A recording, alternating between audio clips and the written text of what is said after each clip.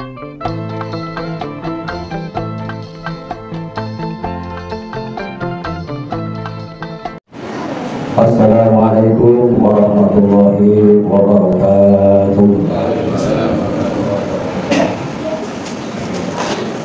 Ya masyarakat muslimin wa jumlatal mu'minin rahimakumullah.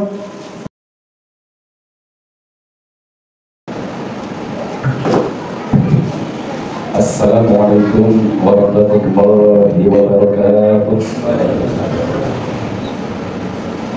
Allahu Akbar, Allahu Akbar, Allahu Akbar, Allahu Akbar, Allahu Akbar, Allahu Akbar. La ilaha illallah.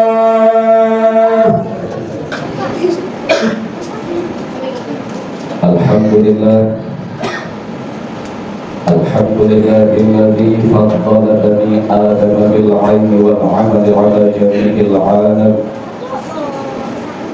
Wassalatu wassalamu 'ala sayyidina Muhammadin sayyidil 'arabi wal 'ajam wa 'ala alihi wa ashabihi janahiil 'ulumi wal kitab. Asyhadu an la ilaha illallah wahdahu la syarika lah wa asyhadu anna sayyidana Muhammadan abduhu wa rasuluh la nabiyya ba'dahu. Allahumma shalli wa sallim wa barik ala sayyidina Muhammad wa ala alihi wa sahbihi wa man tabi'ahum bi ihsanin ila yaumil qiyamah. Amma ba'd, ya ibadallah, usrikum wa nafsi bi taqwallah, faqad faza al-muttaqun. Qala Allah ta'ala fil Qur'anil Karim, a'udzu billahi minasy syaithanir rajim. Bismillahirrahmanirrahim. Ya ayyuhalladzina amanu taqullaha haqqa tuqatih wa la tamutunna illa wa antum muslimun.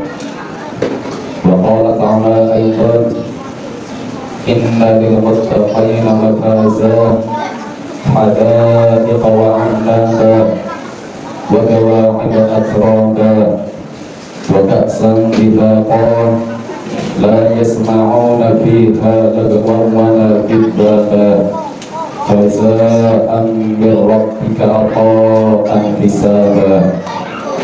Sadaqallahul azim wa balagha rasulul karim wa nahnu ala dhalika minasy syakirin wasyakirin walhamdulillahi rabbil alamin. Ma'asyiral muslimin rahimakumullah, jamaah sholat Jumat yang sangat dimuliakan dan dirahmati Allah Subhanahu wa ta'ala. Di dalam kesempatan yang penuh keberkahan ini, dengan kerendahan hati dan kemurnian jiwa, dengan tauhid yang mantap dan iman yang kuat, dan dengan segala rasa penghambaan, marilah kita bersimpuh untuk memperbanyak sekaligus memperdalam rasa syukur kita kehadirat Allah Subhanahu wa ta'ala. Karena atas limpahan rahmat, taufik dan hidayahnya lah sehingga kita bisa berada di dalam Masjid Baitul Taqwa ini dalam keadaan sehat walafiat untuk melaksanakan serangkaian kewajiban kita kepada Allah Subhanahu wa ta'ala, dan lebih-lebih sebagai kebutuhan kita, yakni melaksanakan sholat Jumat dengan berjamaah. Masyarakat muslimin rahimakumullah, dan mari juga kita mendawamkan, membiasakan diri kita masing-masing untuk memperbanyak membaca sholawat kepada baginda Rasul Sayyidina Muhammad sallallahu alaihi wasallam. Karena atas jasa-jasa beliau kita dapat mengenal, belajar dan mengamalkan iman, Islam maupun ihsan. Ma'asyiral muslimin rahimakumullah, dan tidak lupa juga melalui mimbar yang mulia ini kami berpesan kepada pribadi kami dan jamaah sekalian, marilah kita bersama-sama senantiasa selalu dan selalu tidak ada jenuh-jenuhnya, tidak ada dosa-dosanya, dan tidak ada henti-hentinya sampai hembusan nafas terakhir kita, yakni meningkatkan sekaligus menguatkan kualitas keimanan dan ketakwaan kita kepada Allah Subhanahu wa Ta'ala. Iman dalam arti apa yang pernah disabdakan oleh Rasulullah SAW, al-imanu ma'rifatun bil qalbi wa qawlun bil lisani wa amalun bil arkani, yakni iman yang ditetapkan di dalam hati, diucapkan di lisan, dan diamalkan seluruh anggota badan di dalam kehidupan sehari-hari. Dan juga takwa yang mempunyai arti haqqatul qalbi, yang sebenar-benarnya takwa dalam arti berusaha semaksimal mungkin, berusaha dengan sungguh-sungguh, bermujahadah dalam melaksanakan apa-apa yang diperintahkan oleh Allah Subhanahu wa Ta'ala, dan menjauhi apa-apa yang dilarang oleh Allah Subhanahu wa Ta'ala. Karena dengan bekal iman dan takwa tersebut, apapun masalah kita, problema kita, kesulitan kita di dalam kehidupan yang fana ini, pastinya Allah akan memberikan pertolongannya kepada kita, memberikan jalan keluar bagi kita. Ma'asyiral muslimin rahimakumullah, kita yang masih berada di bulan Muharram, di pertengahan bulan Muharram ini, mari kita mengenang di mana ada tarikh atau sejarah riwayat bahwasanya penanggalan atau pengalenderan kalender Islam, yakni ketika kekhalifahan Sayyidina Umar bin Khattab radhiyallahu anhu. Jadi ketika Amirul Mukminin Sayyidina Umar bin Khattab, beliau mengadakan musyawarah, yakni di mana pengalenderan Islam atau penanggalan Islam ini dimulai atau diawali. Ada yang punya ide atau pendapat menurut Sayyidina Ali bin Abi Thalib, wahai Amirul Mukminin, mulailah kalender Islam, yakni dimulai kelahiran Rasulullah SAW, yakni Nabi Muhammad SAW. Akan tetapi pendapat Sayyidina Ali ini tidak diterima oleh khalayak sahabat di forum musyawarah. Dengan alasan apa? Dengan alasan dikhawatirkan umat Islam yang akan datang akan menghembuskan lebih-lebih merupakan Nabi Muhammad SAW. Dan ada lagi yang berpendapat mulailah Amirul Mukminin dengan bulan Rajab, diawali bulan Rajab, karena bulan Rajab perintahnya Allah, yakni untuk mendirikan sholat atau melaksanakan sholat lima waktu. Akan tetapi pendapat ini juga tidak diterima di forum musyawarah. Dan pada akhirnya Amirul Mukminin mempunyai ide atau pendapat, bagaimana kita awali kalender Hijriah, kalender Islam ini dimulainya, yakni ketika Rasulullah SAW dan para sahabatnya hijrah dari kota Mekah menuju kota Yathrib atau sekarang dikenal dengan kota Madinah. Dan pendapat ini alhamdulillah disepakati oleh musyawarah para sahabat yang terkenal, yakni dengan sebutan kalender Hijriah, yakni mengatakan hijrahnya Rasulullah SAW beserta sahabat dari kota Mekah menuju Madinah. Jadi masyarakat muslimin rahimakumullah, hijrah ini adalah momentum bahwasanya kebangkitan umat Islam, yang dimana di kota Mekah ada penindasan tekanan dari kaum kafir Quraisy yang dimana melaksanakan agama ibadah itu ada penindasan atau kekangan. Jadi hijrah ini menuju Madinah ini yakni momentum untuk kebebasan beragama, utamanya melaksanakan syariat-syariat agama Islam. Jadi masyarakat muslimin rahimakumullah, ada riwayat untuk kita sebagai bahan muhasabah diri kita masing-masing atau refleksi diri, evaluasi diri kita untuk menjalani kehidupan sehari-hari. Jadi ada asbabul wurud. di mana ada hadis yang terkenal yang dimana tercantum di kitab Arba'in Nawawi an Amirul Mukminin Abi Hafsin Umar bin Khattab radhiyallahu anhu qala sami'tu Rasulullah sallallahu alaihi wasallam yaqul innamal a'malu binniyat wa innama likulli imrin ma nawa faman kanat hijratuhu ila Allah wa rasulih fa hijratuhu ila Allah wa rasulih ila akhir.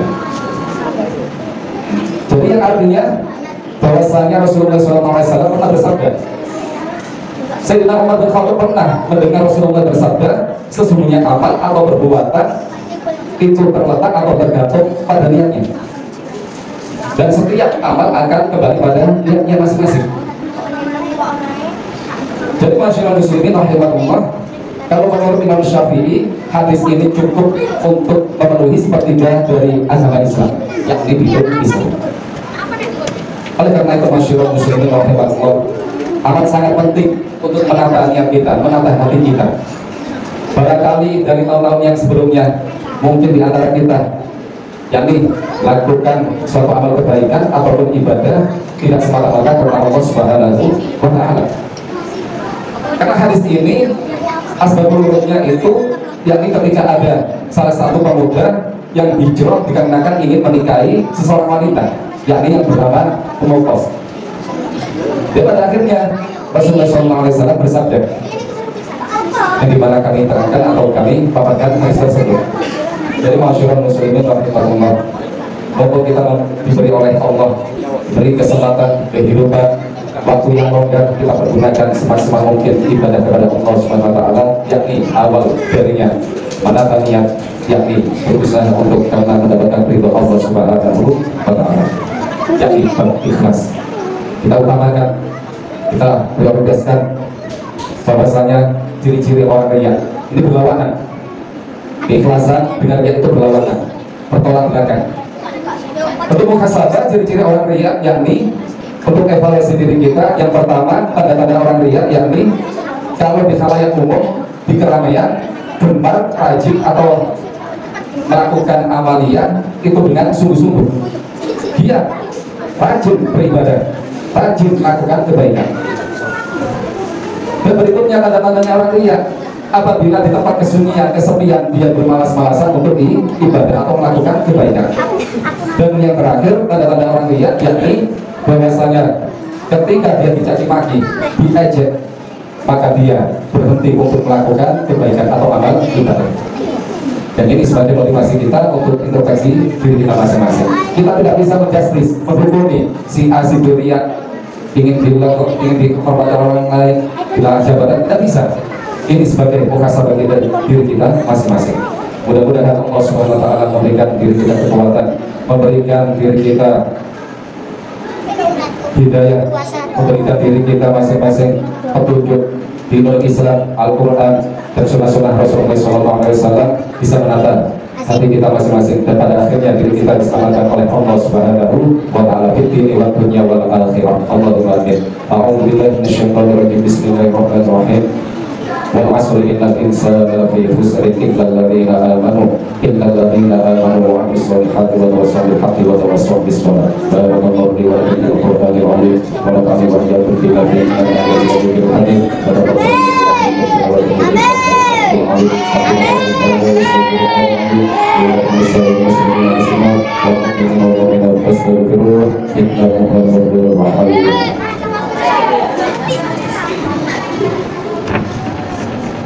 Allahumma salli ala sayyidina wa maulana Muhammad.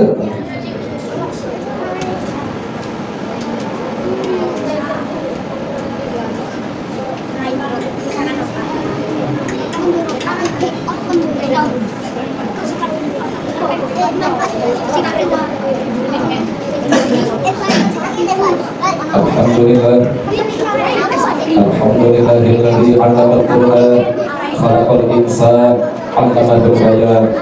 Asyhadu an la ilaha illallah wahdahu la syarika lah, wa asyhadu anna sayyidana Muhammadan 'abduhu wa rasuluh la nabiyya ba'dah. Allahumma shalli wa sallim wa barik ala sayyidina Muhammad wa ala alihi wa sahbihi wa man tabi'ahum bi ihsan ila yaumil qiyamah. أما بعد فيا عباد الله اتقوا الله حق تقاته ولا تموتن إلا وأنتم مسلمون.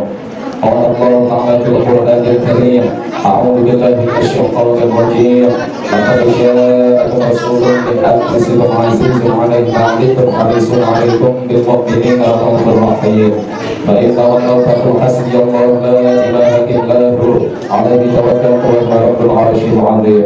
وقال تعالى أيضا إن الله وملائكته يصلون على النبي يا أيها الذين آمنوا صلوا عليه وسلموا تسليما.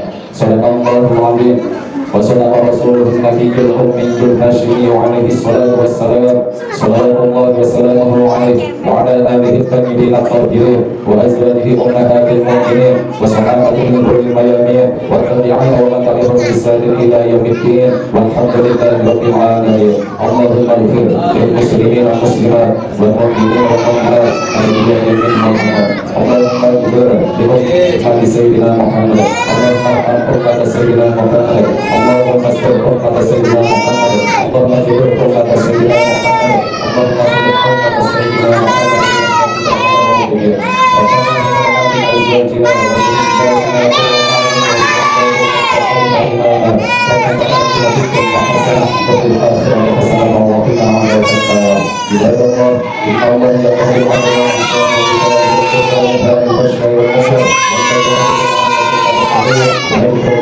ربنا